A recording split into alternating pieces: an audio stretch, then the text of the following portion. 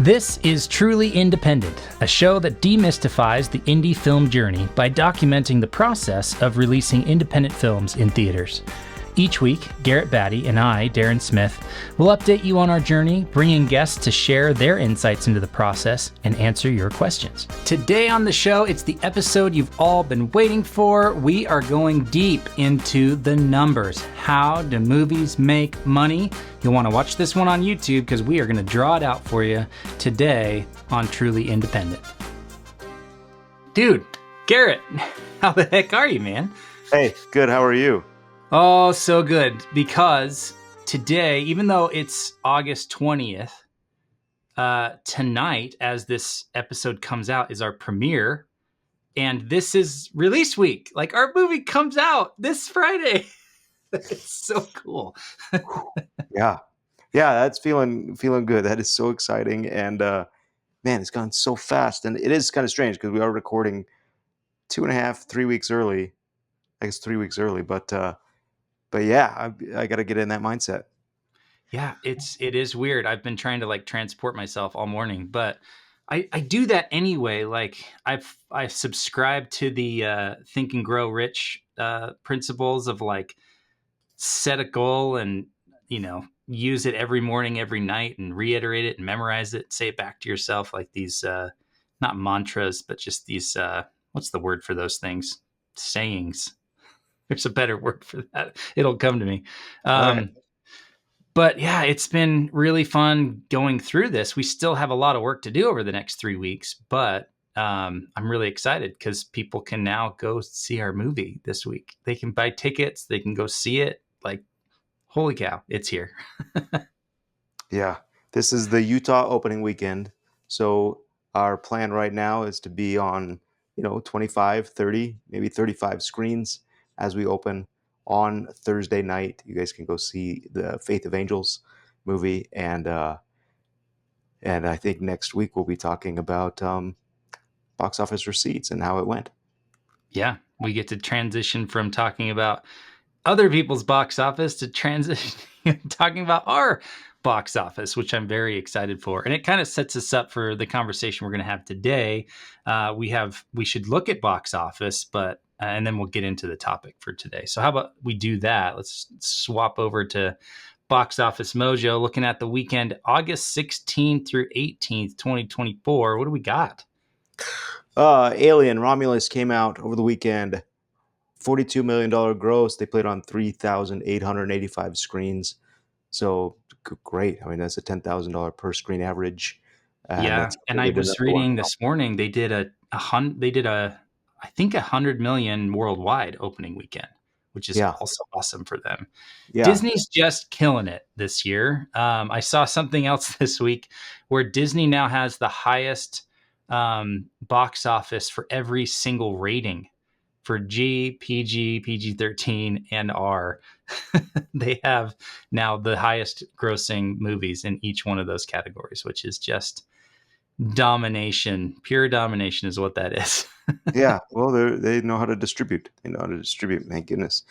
And they've proved that over and over. Yeah, this number 2 was still Deadpool and Wolverine, also Disney. Which it still did 30 million in its fourth weekend. But we've got Deadpool and Alien released by Walt Disney Studios. So I'm not sure how I feel about that. But good for them. Scroll down to number 9. Here we go. Number 9, a movie called Stree 2. Looks like let's see, after the events of Stree. Okay, so it's a sequel. The town of Shandari is being haunted again. Okay. This was released. It's a comedy horror released on over 600 screens. And it is the number 9 movie with a box office total of $2.5 million on its opening weekend, 600 screens. The plan works. The goal works. Hopefully, November 1st, you'll see Carpenter 1 on there, breaking into that top 10, 600 plus screens, right around that $1.5 million weekend. We'll see. Yeah. Are you just teeing yourself up for a possible Carpenter 2? Is that what you just did? Hey, man, the story is there. Lots of stuff going on, lots of action. I mean, The Carpenter is a fun movie. We haven't talked about it for a little bit, but it is a I mean, essentially, it's this fight movie and this action movie set in Nazareth, and it's unlike anything people have seen. It has a heavy metal soundtrack, uh, and when people watch it, they take the first 5 to 10 minutes to be like, "Wait, what is going on here?" And then they're immediately like taken and go, "Okay, I'm in," and then they go for the fun ride. And so, yes, we could do another series of Carpenter movies. That is true, man. Exciting. I'd go back to Cape Town in a heartbeat. I'm sure I've said that a dozen times on this podcast now at this point. But what's exciting, and I wanted to point out with Stree 2, like that's one of the highest indie openings we've seen since we've been covering this. Usually it's kind of the 400,000 to 1.5 million. This did 2.5 million in its opening weekend. Yes, it's a sequel, but they still use the same model, 600 screens, just over 600 screens. And like, they killed it. So I haven't seen any of the marketing for that movie. I haven't seen a trailer. I haven't heard about that movie, but obviously they did a good job tapping into the audience that liked the first one and got them to show up, because they sold, what is that, 250,000 tickets in a weekend, which is amazing. So good job, guys. That's amazing. That is having an audience and knowing what they want, which is what we knew. It's fine if come November 2nd, when if we're landing somewhere on this chart in that top 10 area, people say, we might get plenty of people to say, "What? I've never heard of The Carpenter. What is that?" And that's absolutely fine. And we're going for the audience that we're building with that brand, and that's who we need to support the movie.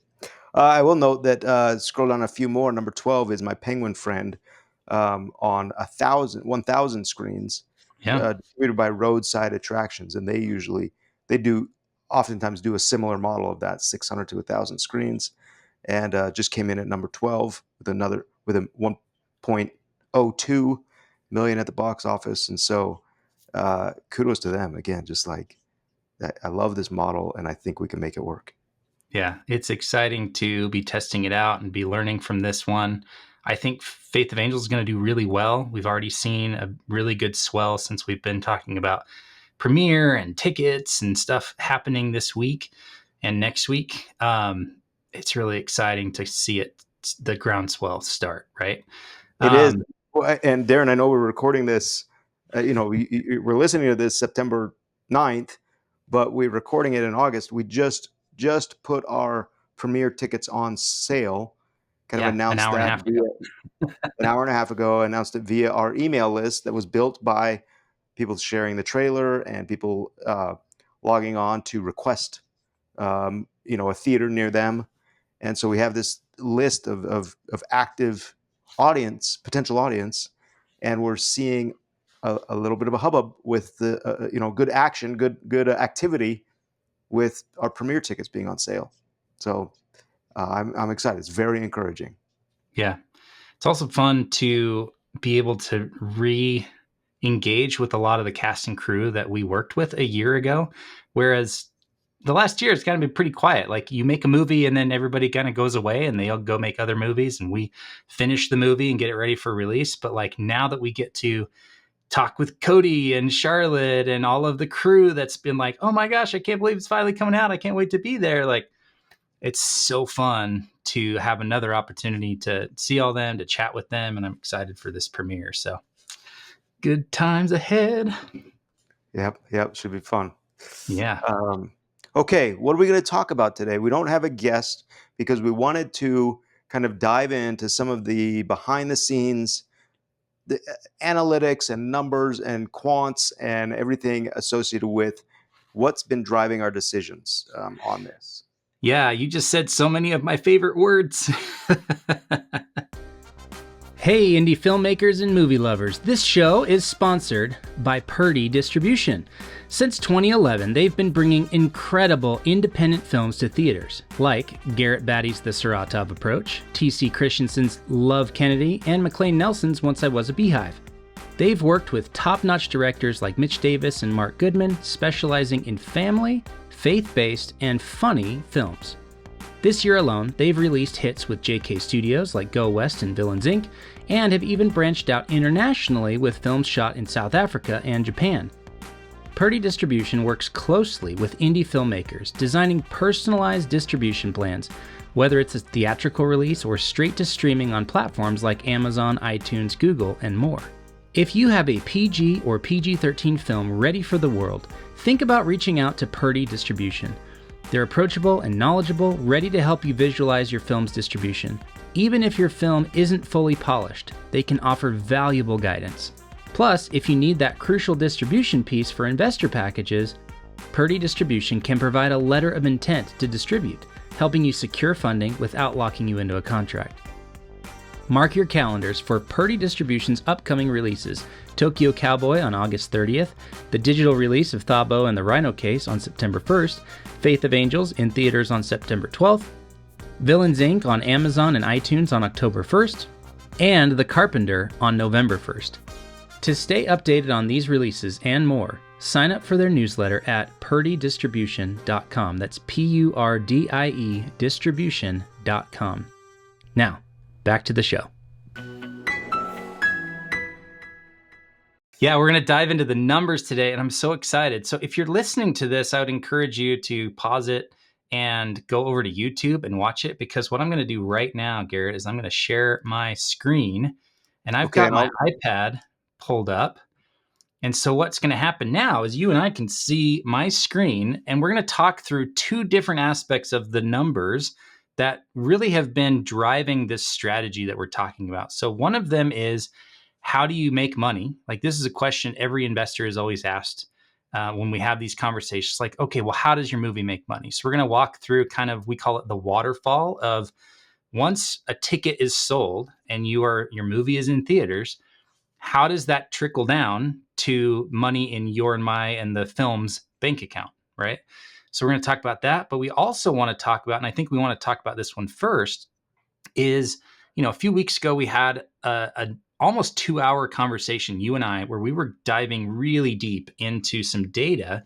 And so why don't we start there? The data that we were looking at was really around, there's a term called comps, which stands for comparable movies. So if we look at other movies in the same genre, in the same budget range, and really that followed kind of a similar strategy, 1,000 or less screens, or maybe 2,000 or less screens. So we're not talking wide release studio movies. Where did they perform really well? What theaters, what chains, what locations, what regions? And let's kind of hand pick the theaters we want to release this movie in. So why don't we dive into some of those numbers? I don't know if you've got that spreadsheet pulled up, but I certainly do. Can't share the data because it's a little proprietary, but we can definitely talk about what we learned and what we took away from that. So where do you want to start with this, Garrett? So anytime we're budgeting a movie, it even starts long before, hey, where are we going to put it in theaters? Comp titles come when you're pitching a movie, right? And you're saying, hey, I want to do a faith-based movie set in 1989 about a true story. And so you'll start to put together comp titles and say, has that been done before? Is there an audience for these types of films? And you start to say, okay, well, let's look at, everything from His Only Son is a low-budget independent film released by Angel Studios, faith-based story about Abraham. Then we look at Ordinary Angels, which is from the Erwin brothers and Kingdom Story, and just really kind of the high bar of independent film, but faith-based film and a similar title. We have one called Escape from Germany, which is we've had TC on the podcast. Now, that wasn't out when we initially started raising money for this movie or building a budget, but we start to say, okay, these are our comp titles, and then Chosen. Obviously, we need to work that in as a faith-based title with which people are very familiar. But that's, if we want that success, let's put that not necessarily in our comp title for pitching the movie, but an idea of what we can do if a movie like this takes off. So we have a number of different, and Unsung Heroes is another comp that we used for Faith of Angels. And we start to realize that these movies, if we make a movie for a certain budget and put it in similar screens that those films played in, that there is an audience for that. There's an opportunity to recoup based on what those similar movies have been done. Yeah. So as we start looking at the data, I'm going to kind of talk about what we're seeing, even though we can't show it. And you can always stop me if I say something I'm not supposed to say about the numbers here. But we took data from across all of those projects: His Only Son, Ordinary Angels, Unsung Hero, Escape from Germany, and then 2 different releases of The Chosen, where they put 2 or 3 episodes into theaters. And we basically sorted them on the average box office for each one of those releases. So some of the theaters didn't release any of those, or 4 out of the 5, or whatever it may be. And we've got 2,848 theaters that we have data for, ranging from $24 in box office all the way up to scroll, lots of data, $56,000. Yeah, for one theater. Like one theater, the average was $56,000. So like on that one, we can see that some movies did over 100,000 in that theater and others did closer to 30,000. So the average was 56 for that theater across those titles. And then what we did was we sorted the average gross, and we said, okay, if these theaters have historically performed really well for the comparable movies for Faith of Angels, we want to know which theaters those are so we can target them and make sure that we're booking our movie in theaters that have a high average as opposed to a low average, right? Did I say that correct? Yeah, you did. And the reason that that is important to us is because, these movies, you've got Ordinary Angels and Chosen, and they have comparatively much bigger marketing budgets and much bigger audiences that are already aware of the filmmakers or the stars or the stories.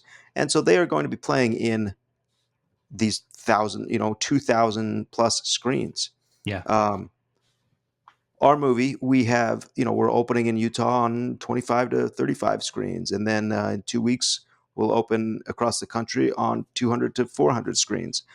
There's a cost associated with getting a movie to those screens. And so we want to make sure that we're not spending that cost sending our movie to a screen that doesn't perform. Yeah. And there's not just the physical cost of like shipping a poster and a DCP, but as we've said before, if you put a movie in a theater and you don't tell anybody about it, that's a great strategy to make $24 because you sold 2 tickets over a weekend. And then that theater's not going to book you the next weekend. And so really we want to look at where can we place the movie, but also place some marketing dollars so that we can get people to show up to those theaters, right? Correct.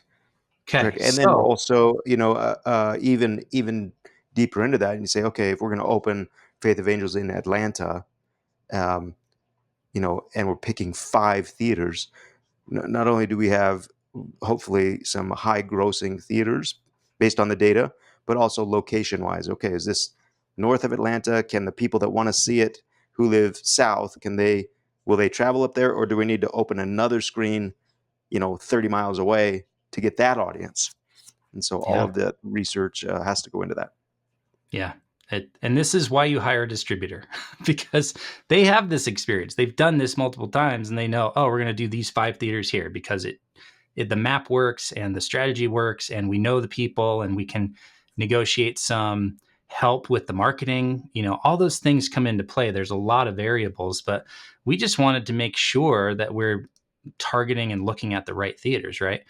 So once we got all that data and put it into a spreadsheet, we then sorted based on average gross. And what we found was, if I scroll again, we set a target. Maybe you can speak to this. We set a target of any theater that's north of $5,000 kind of got the green light, the automatic green light, right? And so we found 1,250 theaters that historically, for our comps, had done at least $5,000 for that theater for the run of show for that movie or across the average of those movies. So we had 1,250 theaters that were greater than or equal to $5,000. So talk to me about that number, Garrett, because it doesn't cost us $5,000 to put it into a theater. Why that number? Why not 10? Why not 4? Like, where did that number come from? Well, I think that comes from wanting to looking at our gross. And we say 1,250 theaters at 5,000 or more, and we let's see, we might need to edit this, Darren. What's the answer you're looking for? How you determined 5,000 was the cutoff?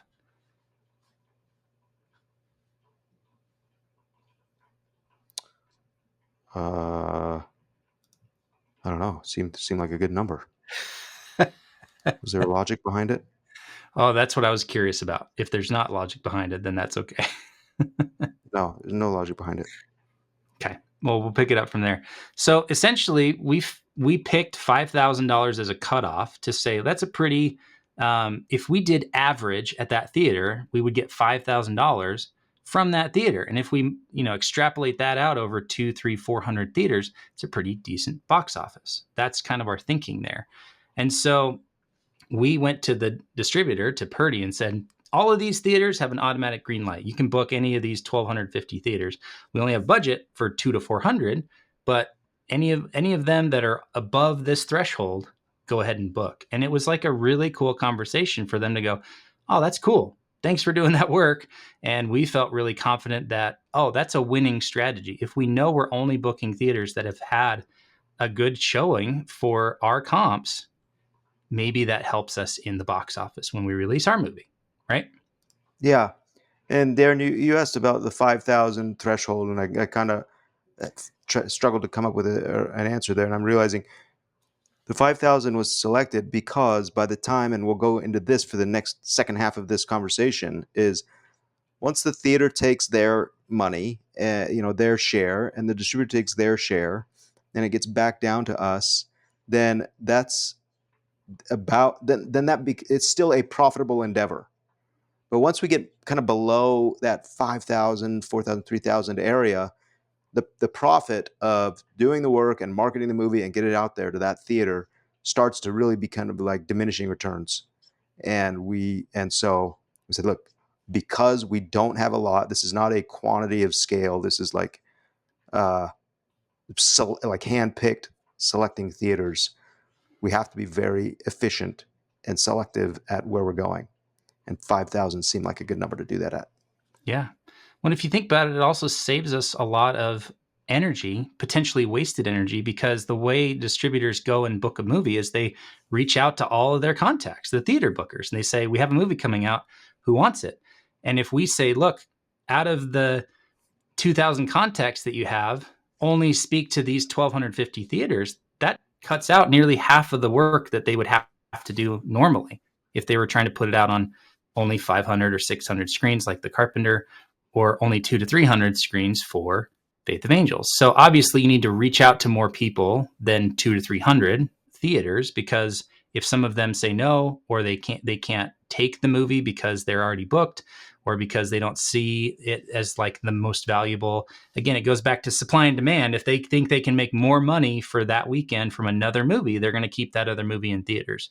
So it's all supply and demand. So we're reaching out to 1,000 in order to get 200 to 300 or 400, right? It's probably somewhere in that range. But if we can say, don't reach out to these 1,500, that just saves them time and effort of having to do email replies and everything to all those theaters. So it's actually helping us be more effective and efficient with our time and when the limited small team that we have for this movie. I think that there's also the benefit of saying, does the theater qualify? Does it do 5,000 or more on these comp titles average? And if it doesn't, Purdy has been approached by different distributors. You've got everybody from AMC and Cinemark to maybe these small independent mom and pop type theaters. And as word of the movie gets out, theaters want good content, and so they'll reach out to Purdy. And Purdy can look and say if they've booked below 5,000, it's not that we don't want to book there, but what can they do to maybe mitigate the costs of us getting the movie there? Can we negotiate better terms instead of the theater taking 60%? Let's have the theater take less, and so that we can offset the cost of opening in a lower producing theater. Yeah. So true. So that really nicely kind of transitions us into the next aspect of this. But to summarize, like, we went through a whole bunch of data. We identified 2,848 theaters that had released comparable movies in our genre and kind of our size of release, and identified 1,250 that had done at least $5,000 for the run of show in that theater. And we basically said to our distributor, these are the ones we want to book. Right. And so that hopefully helps us increase our per screen average for the run of show so that we've got a better chance of doing better numbers. So that was our thought process with going through, for 90 minutes, 2 hours one day a few weeks ago and coming up with this data. So hopefully that's helpful for those of you, because I know a lot of listeners are kind of listening to this podcast for strategy, and we're more than happy to share it, because if more indie movies do well, guess what? We can make more indie movies, all of us, not just you and I. So that's our release and our comps. And then the second part is, how do movies make money? Now we're talking right now specifically the theatrical release, because there's certainly plenty of other, we call them windows, where movies make money. You have different flavors of streaming, and you have purchases, like people can buy Blu-rays or DVDs. They can purchase digital downloads. They can rent them. They can stream them. They can watch them on cable. They can watch them in a plane. There's all these different ways that you can do it. So we're specifically talking about the theatrical release right now. And maybe once we're done with the theatrical release in season 2 of this podcast, we can dive into the digital strategy as well. But that's the question we're here to answer today, right? How do movies make money? So, Garrett, how do you want to walk through this so that it's clear for the audience to go, oh, I get it now? Well, I'll walk through that, and you can diagram it. And that way, if you're listening, you can just hear me describing it. And if you're watching, you can see Darren's diagram. I will say that, that post-theatrical revenue is growing and a challenge, and I'm excited. We've got some partners that we'll invite on the podcast who, for Faith of Angels, have come on early, have been very, very supportive of the theatrical release in hopes to grow that post-theatrical revenue through SVOD or TVOD or AVOD, and all of the different licensing opportunities that come with that. The better we do in theaters, though, significantly impacts the post-theatrical opportunities. So that's why we want an audience. That's why in a theatrical release, you don't come out of the gate saying, "Hey, we're in theaters in September and we'll be on DVD and whatever." Like, no. This may or may not ever see the DVD. We have to drive an audience to go see it in theaters. And there's truth to that. If it flops in theaters, it's a little bit harder to make a DVD deal or streaming. I keep saying DVD. That is like dating myself, but streaming or licensing deal. So at any rate, back to your question, Darren. You've got theatrical written on your board, theatrical revenue and how that works. Basically, let's just start with, just say there's the gross box office, right? That's what we see on the news, on the top 10, say, hey, top 10 box office this weekend, Deadpool did $100 million or whatever it is, or this little movie did $2 million at the box office that weekend. And we could probably just break that down. So we actually just looked at that title on Box Office Mojo, which was at Stree 2 or something, and said, hey, they did $2 million at the box office. So let's take that $2 million, right? Gross box office in an opening weekend. And I'm going to put it in a waterfall. And the waterfall is just a Google Doc that everybody has one, a strategy or a way to track. I've developed this waterfall for my first film, and I've just been doing it, repeating it over and over. So you take your gross box office for the weekend, $2 million. The theaters for an independent film, it's all negotiated, but it averages that the theaters take 60%. Again, depending on the scale of the theater, the brand of the theater, the owners, what others playing, how long your movie has been in theaters. You know, your opening weekend they might take 60, but then it trickles down. So then now they're taking less and less and less. But it averages 60%. Is kind of that's how we work it out. So from 2 million, now the theaters take 60%, so they take 1.2 million. That leaves 800,000 net that goes to your distributor. The distributor then takes their percentage, and that is going to vary from whatever your agreement, whatever you've negotiated with your distributor. 15%, 25%. I've seen as much as 27 be asked. I've paid as little as 15%. So you just have to kind of average that out. But in your waterfall, you say, okay, the distributor takes their fee from the net after the theaters take theirs. A lot of times there's confusion when we say, hey, theaters take 60 and distributor takes 20. And the filmmaker goes, well, that leaves very little. I mean, and the truth is, it does leave very little. But don't let your distributor take 20% of gross. The distributor takes 20% of net. So 20% of the 160 of the 800,000 is 160. So that leaves 640,000 off of a $2 million gross box office. 640,000 then goes back to the production company or the film company. Now, depending on where your funding came from and your agreements with your investors, that 640,000 goes to pay back, in our case, our P&A investors, our P&A lenders, which are lending, for the marketing of the movie. They're usually first in line. P&A lending is a good way to be involved in movies because it's kind of last money in, first money out. But the upside isn't as great. You get your P&A lender is usually here's your cost plus 10% back. As you get to bigger and bigger films, you can do different types of loans on that. You can just go get a bridge loan or a finishing loan or bank loan that might have a lower percentage. But you just want to make sure that money is as cheap as you can find it. So in our case, P&A lenders come in and we give them 100% plus 10%. So if we assume for a $2 million movie, can we assume a $500,000 P&A investment? Sure. Yes, would be and the P&A investment is dependent on they're paid back, right? Correct. So, so from that 640,000 that came to the production company from the distributor, they're going to pay back their P&A lenders, which is 550,000, which leaves 90,000 to start to pay back your negative cost. And your negative cost is the cost of your film. Usually those investors are equity investors, and so there's more upside on that. They come in when the film is just an idea, like a random no-name director is pitching the movie to somebody with funds, and they're taking a significant risk, and so that money is usually more expensive. So for our investment on Faith of Angels, it's 125%. Yeah. The investor paid for the budget of the movie. We're going to pay them back the budget plus 25%.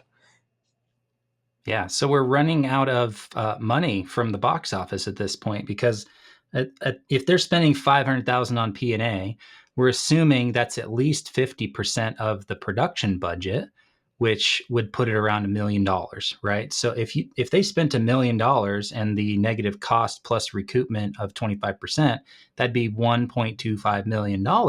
We only have 90 grand left from the box office of this movie. So why don't we do another example over here to the right and do like a $5 million global box office or gross box. Yeah. We'll keep going on that. All right? Yeah, so I mean, to show and your point is made. I mean, that 2 million people look at that and go, $2 million box office. That's, oh, you guys you got it made in the shade, and that's not true. I mean, the filmmaker at this point hasn't seen a dime because we haven't paid back our negative cost on a. You're suggesting that in this model, the negative cost is $1 million. Well, that's 1.25 that the filmmaker's got to pay back to his investor, and he's got $90,000 to do that. Now, we took the opening box office of 2 million. That was the opening weekend for that movie. So you might scroll down and say, hey, let's check back in 5 weekends when that movie has run its course.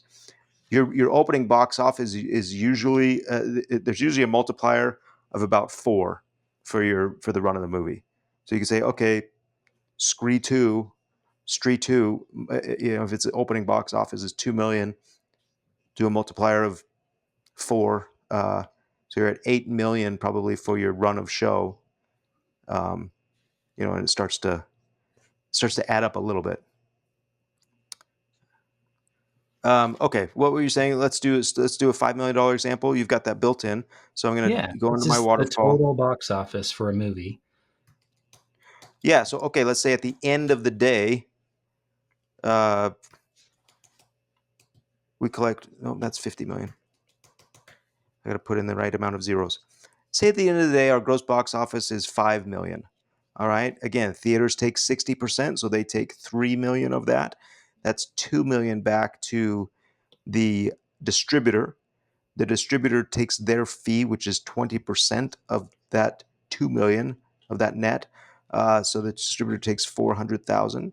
That leaves 1.6 million to the filmmaker. The filmmaker recoups 1.6 million from that. So from a P&A loan, you're suggesting the P&A loan is 500,000. So I'm going to just make that work in my waterfall real quick. 470. What do I need to do to make that work? I need to add 31. Okay, so at 500,000, then so we've got 1.6 million to start to pay off the P&A. If the P&A is 300,000, that didn't work. Let me just do this real quick. 10. P&A is 500,000 from that 1.6. 1.1 is left. The P&A interest is 56.5 on that. Is that right? Yep. So 56.5 from that 56.5, we've got 1.043 is left. So just over 1,043,000. And that then starts to pay back your negative cost. If the cost is $1 million plus 25% interest, guess what? You're still short. It adds up. Short, right? It adds up.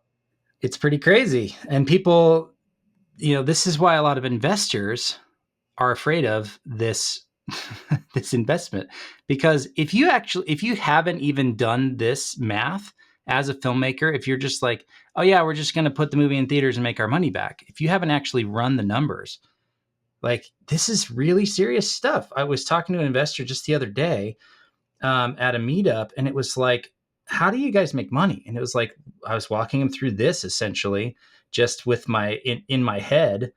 And they were like, I don't see it. And I'm like, well, you got to make sure that you have a good strategy beforehand, because if you just go into the marketplace with no plan, it really doesn't work out for everybody. But if you have a plan and if you've run these numbers, well, guess what? You can figure out what it takes to be profitable. Now, we should include that, like, yes, it would be amazing for your movie to get into profit during a theatrical run. Lots of movies have done that. It's not impossible. Plenty of indie movies have done that. It's not impossible, but you have to have a plan for how to do it. So you need to understand what's the number that you have to hit in the box office in order to get to break even, in order to enter into profit. And so let's do one more just for the sake of people being able to see, because we haven't even got to Producer's Net, right? And we want to get there at some point. You and I want to get paid. Our filmmakers want to get paid. Yeah, we haven't made anything yet, and if we're looking at a gross box office of 5 million, which is huge for an independent film, and at the end of the day, we're still holding an empty bag. I guess that's why we have day jobs. Yeah. But simultaneously, if you get to the point where your negative cost is all but recouped, like at this point, we're about $200,000 short of covering the 125% of investment from that the negative cost. Right. That means we only need to do about 5.5 million in theaters in order to break into profitability. But then you have all those other windows that we talked about that there are fewer participants in, right? You don't have a theater taking 60%. You don't have P&A lenders still getting recouped, right? And so you're now able to make a larger percentage of the money you make from streaming deals, from rentals, from all the other windows that are out there. So it doesn't mean that if you're not profitable in theaters, you'll never be profitable. You just want to Correct. get as close as you can to profitability and ideally into profitability from theatrical so that you can do really well. Okay, so let's do one more example just so we can go into what it looks like for a producer, for example, like yourself, the production company who owns the film. How and when do they make money, and how much do they need to make? Given these kind of same numbers, same budget of $1 million, same P&A of $500,000. So where do you want to start? Do you want to do an $8 million box office, or a 7.5, or a 10? So I'll show you a secret. Well, I won't show you a secret. You take your list of comp titles and you say those 1,000 plus screens that did 5,000 or more. And you take those Mm-hmm. averages and say, if we were to play on those, if this takes off or whatever, and there's always the if. And once you start hypothesizing like that, I think you're in dangerous water. But for the sake of this podcast, we'll hypothesize. So that is in it. Essentially, you take all of those theaters, you say what were their averages and what did they total, and you're at an $11 million box office. Great. So Let's play do with an that. 11. Love it. So we have 11 million right here at the top. And then, so same thing. Let me get my calculator out because I don't do public math. I got it. It's all built in. So 11 million gross box office. Theaters take an average of 60%. You're at 6.6 million to the theaters. So the distributor is going to collect 4.4 million, 4,400,000. They're going to take their 20% of that. Wait. I'm behind. Okay, you're fine. Oh, you're just getting the colors right. So You always do 6.6. these charts that are so visibly, they're like aesthetically organized and pleasing and colored. Yes. So the distributor is going to take 4.4 million or recoup 4.4 million. Yep. They take 20% of that, which is 880,000. So that leaves for the film production company to pay off their costs 3,520,000. Seems like a lot of money. This is great. Hey, we did it. We made a lot of money. Wait till we start paying people back. Now, I'll just add this little asterisk, this disclaimer. These are all very clean numbers, right? The theaters, again, you're negotiating their take on that. The distributor, you're negotiating their take, but also distributors can be notorious for having distribution fees on top of that, or they're paying your costs. I think it's very good to have a good distributor that's transparent and have a great contract and agreement to say, look, distribution, your costs come out of your fee. And there's $880,000 that's going to the distributor. They do an incredible amount of work, but that's the risk that they take. At this point, everybody is risking. Okay. Yep. So we're at 3,520,000. That goes back to the production company. Our P&A lend was 500,000 plus interest is 56,000. 560. Interest is 56. So 556 is the total back to them. Total back to lenders, P&A lenders, is 556 plus 500, 565. But it's okay. That leaves us just about 2.785 for our negative cost investor. Guess what? He came in, if we're saying the budget for the movie is the same, it's $1 million movie, plus their $250,000 interest. So now our negative cost investor has recouped.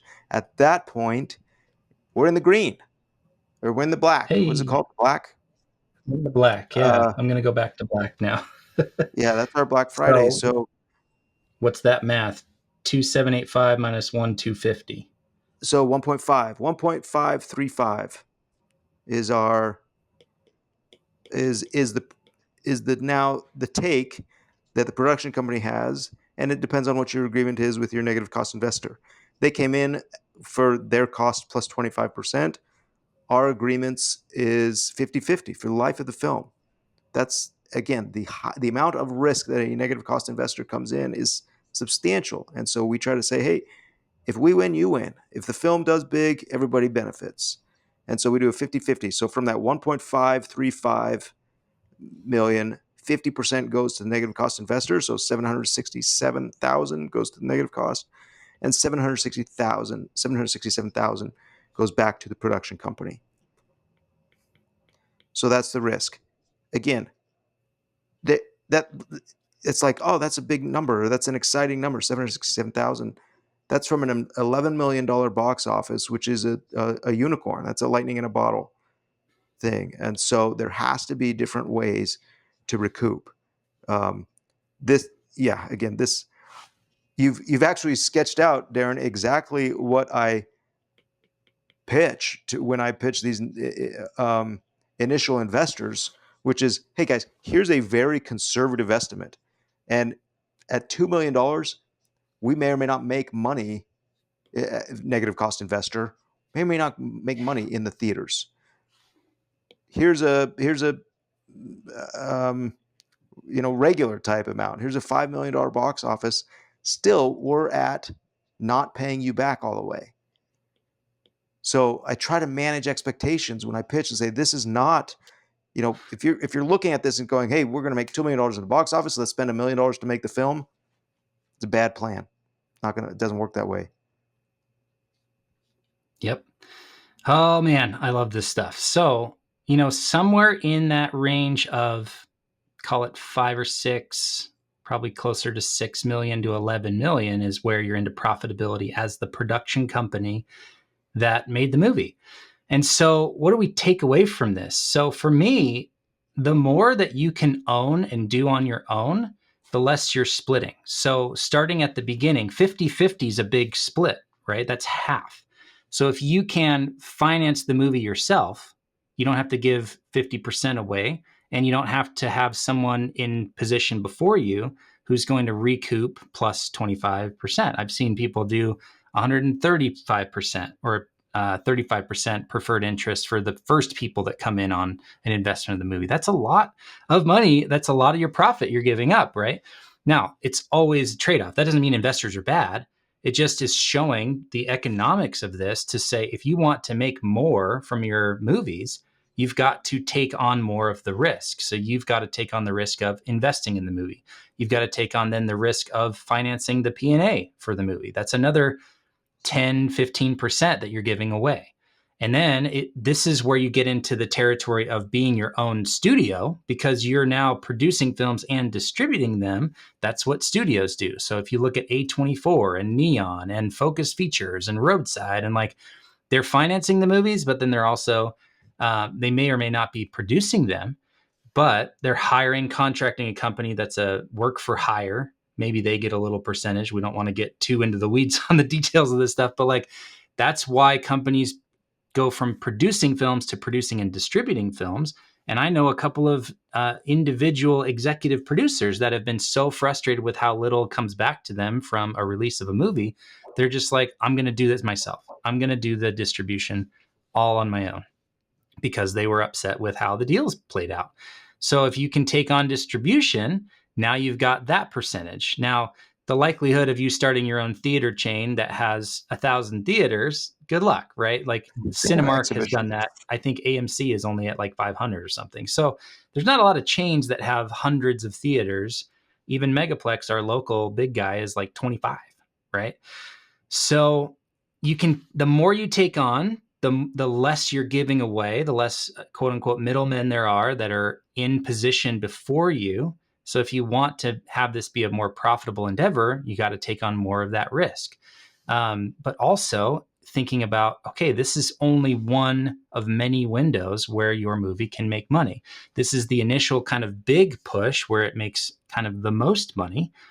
But from there, you have forever that you can put the film online. You can license it to other streamers. You can sell the movie, rent the movie, stream the movie. There's all these different flavors of doing that where you can continue to make money for the life of the film. As an indie filmmaker, putting these waterfalls together, I look at this and go, look, this is very deflating. Like why do we even do this?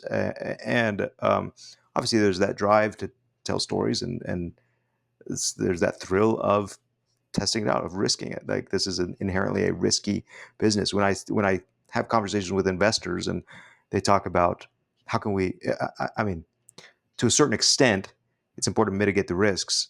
But if there's that mentality of I don't want to risk anything, that conversation ends pretty quickly. It's like we gotta do this together. We're gonna be nervous together, and we'll get through. We'll run this play, and at the end, we'll see how it turns out. And there are ups and downs all along throughout the entire process. It's important not to be deflated, though. To go, okay, people are doing this. This is if this is the business that we're in, and we're going to just keep swinging at it until we can make it work. And I think that that's what we're trying to do with these two films. Yeah, exactly. There's one other number that we didn't talk about, but like once you've kind of hit that break-even point, your negative cost investors, your equity investors are recouped fully, that 125%. Now you're into 50-50 split. So whether that's 5 million or 5.5 million, everything after that point, you can kind of look at somewhere in the range of 15 to 20 cents per dollar that comes back to you as the production company that owns the movie. So that's kind of a fun number that I know I think about all the time. It's like, oh, okay, if we hit 5 million or 6 million, everything after that, I get 15 cents or 13 cents or 18 cents or whatever the numbers work out to be. And so that's where you're motivated to not just put the movie in theaters and see how it does. It's like what we're doing through this podcast, or at least documenting on this podcast, of here's how we're going to get to 5. Here's how we're going to get to 10. Here's how we're going to do it. And it's not a hope strategy. It's a plan. And if the plan doesn't work out, okay, we tried, and now we have data that we can use the next time. But at least we had an objective and some data that says, here's our plan to do this. And then we can adjust the plan in the future to say, oh, well, we planned this last time. It didn't really work. So we need a different plan this time. And then we do a different plan, right? Yeah. And so it's exciting to get data from theatrical, from our own plan being run in a few weeks, really this week as this episode comes out, like we mentioned. But it's very exciting. And I think it's a really smart approach to the business of filmmaking. It can't just be, oh, we're really passionate about this movie and we think it's really good and it deserves to be in theaters, and we hope that you guys show up and do it and buy tickets. It's like, well, that's not a strategy. Doesn't work So, the way it can. yeah. I think two other numbers we haven't talked about too is like how do you avoid being that deflated thing, or how do you for an independent film to make $6 million at the box office is very, that's very rare. They just don't do that. So why do it, and how can you do it? And it starts at the top. You say, how can we make this movie for cheaper? Where can we save money? Certainly can't sacrifice the quality of the content or the idea that you want to tell. But filmmakers can win big, as we have done in the past, by making your film for much cheaper, maybe spending less on your marketing, and that brings down that theatrical nut that you have to make before profitability. Yeah. Well, I think it also goes back to this idea from day one of this podcast, is the importance of an audience, because that's free marketing. So if you can build a brand like Pixar, like Blumhouse, like A24, like the one we've talked about, well, when you have a movie come out, all they need to do is say, here's a new trailer. And then everybody's excited. There's a million people right there. Even Angel Studios has figured this out where they can pretty much guarantee a couple $1 million opening weekend at about a $10 to $15 million box office for each movie that they do.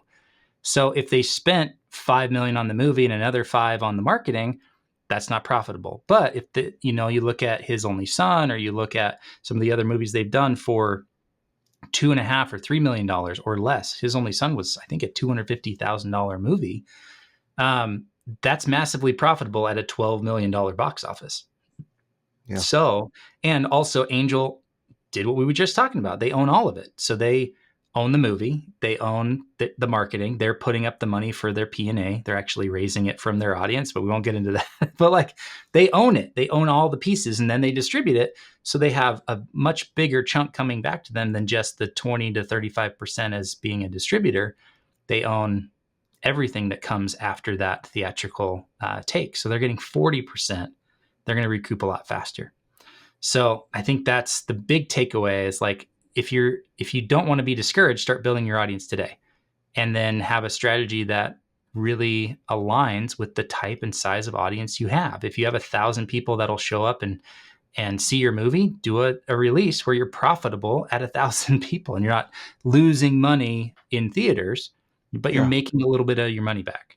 So rent a theater for a few weekends or a few days over one weekend. I've seen plenty of films do that. Some of these music documentary or concert films that will release for 4 days and make $2 million because there's a couple 100,000 people that'll go see it. It's like, great, do that. They didn't put it on 4,000 screens. They put it on 500. So I'm getting redundant at this point, but yeah, focus on building an audience that you can then deliver value to by putting your movies in theaters, and they'll show up. It's a good plan. Darren, tonight, premiere. We'll see you there. I cannot wait. I got to go get my suit. I got to go get a tux. I want to dress nice tonight. I want to look like, I can't be like, I came from church. Here's my suit that I wear every week. I gotta show up tonight. So I'll plant that seed now, and everybody can see the pictures of what I'm wearing on the red carpet. I'll be in my church suit. I'm trying to save money. After going through the numbers, I'm like, man, we got to save some money. Awesome. Well, that's a very cool episode. I don't think we're going to answer any questions today because we just answered a lot. But thank you all for listening. Share this episode with your filmmaker friends and investor friends, because this is a huge resource to be able to understand the numbers here. And it does work. Yeah. It does work. And we've seen it work. We have evidence that it works. This is our 8th film. Some recoup in the theaters, some don't. There's post-theatrical that, it is a business, and don't be downhearted about it. Yeah. Awesome. Thanks, man. Another great episode. We'll see you tonight. Thanks, and we'll see you next week. Can't wait. Talk to you later. See ya. Thank you for listening to this episode of Truly Independent. To join us on the journey, be notified of new episodes and screenings, and ask us questions about today's episode, head over to 3coinpro.com/podcast and put in your name and an email address. If you're a fan of the show, please leave us a review on your favorite podcast app, and be sure to share this episode with a friend. Thanks for listening, and we'll see you next week. Our intro and outro music is Election Time by Kjartan Abel.